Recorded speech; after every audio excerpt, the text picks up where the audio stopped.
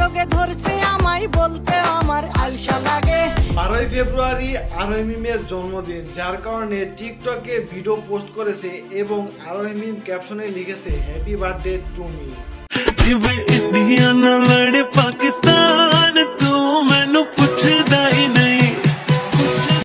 Hello guys, কেমন আছেন সবাই? আশা করি সবাই ভালো আছেন। তো গাইস, প্র্যাঙ্কিং এর জনপ্রিয় অভিনেত্রী আরোহী মিমের 12 ফেব্রুয়ারি বার্থডে গেল।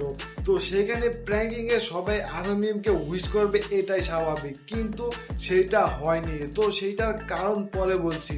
তো চলুন তার আগে দেখা যাক আরোহী মিমের বার্থডেতে কে কি উইশ করলো এবং কে কে কি লিখলো।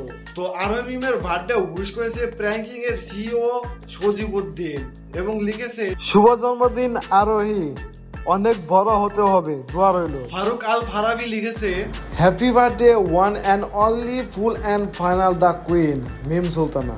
নুসরাত জাহান ইসপিহা লিখেছে happy birthday dear, another year, another adventure, stay blessed, keep shining and enjoy your special day to the fullest.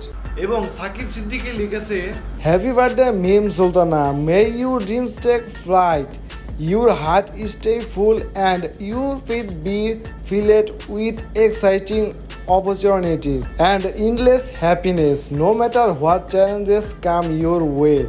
Always remember how strong, capable and truly amazing you are. Keep shining, keep believing and keep embracing life with that unstoppable spirit of yours.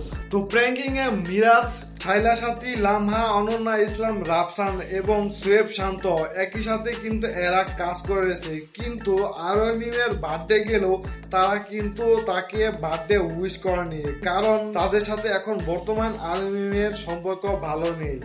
যখন মিরাজের সাথে আরোহী মিমের relation বা সম্পর্ক ভালো ছিল তখন কিন্তু সবার সাথেই আরোহী মিমের সম্পর্ক ভালো ছিল, কিন্তু এখন বর্তমান সাকিব সিদ্দিকের সাথে রিলেশন বা ভালো সম্পর্কে যাওয়ার কারণেই কিন্তু এখন কারোর সাথেই ভালো সম্পর্ক নেই আরোহী মিমের।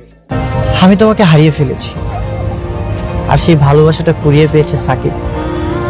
ভালোবাসাটা বেঁধে রাখার কোনো প্রাণী না, ভালোবাসাটা খাঁচায় বন্দি রাখার কোনো পাখি না।